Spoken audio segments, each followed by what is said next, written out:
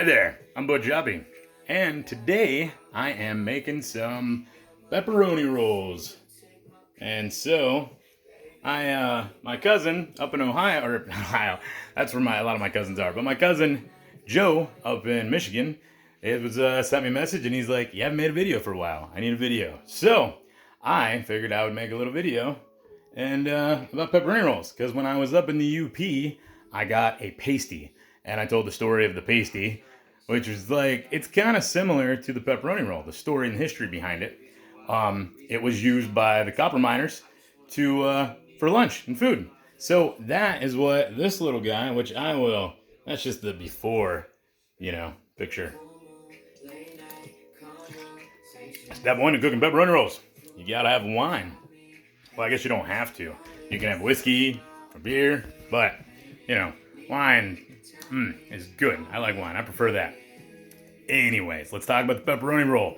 Pepperoni roll was invented in West Virginia. That's why it's a West Virginia staple. That's why it is our thing. And that's why you go other places and you're like, hey, I need a pepperoni roll. And they're like, I don't know what that is.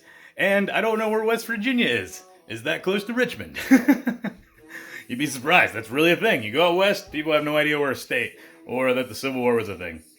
Anyways, I'm off track. But in the early 1900s, like 100 years ago, the coal miners, they would go down, it started in Fairmont, West Virginia. They would go down the coal mines and their food would go bad. And it was cold, it was wet, and so the coal miner wives got together and they invented the pepperoni roll. They took the meat and cheese, wrapped it in a roll, baked it up. The guys could keep it on them, help them stay warm. And then for lunch, it didn't matter if you smashed it, anything. It still tasted good. And so it took off. And then it kind of spread to all the other coal mines around the state. And now pepperoni rolls are a West Virginia staple and they're delicious. So I will show what these things are done or what they look like when they're finished. But now you know what a pepperoni roll is. If you haven't had one, get you one. And if you know me, maybe I'll make you one sometime.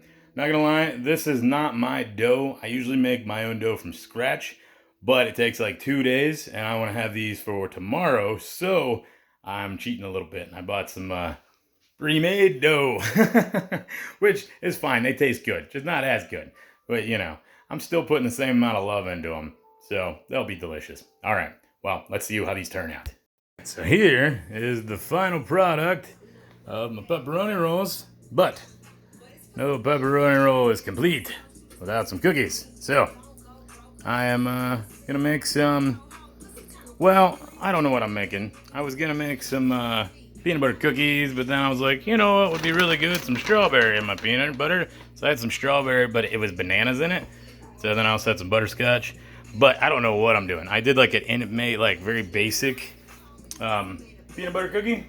But then I decided to throw that in it and made it a mess. And now I'm going to try some other ingredients. Some flour and some brown sugar. And I'm just going to get adding stuff till I get a good, good mixture. And we'll see what happens. All right.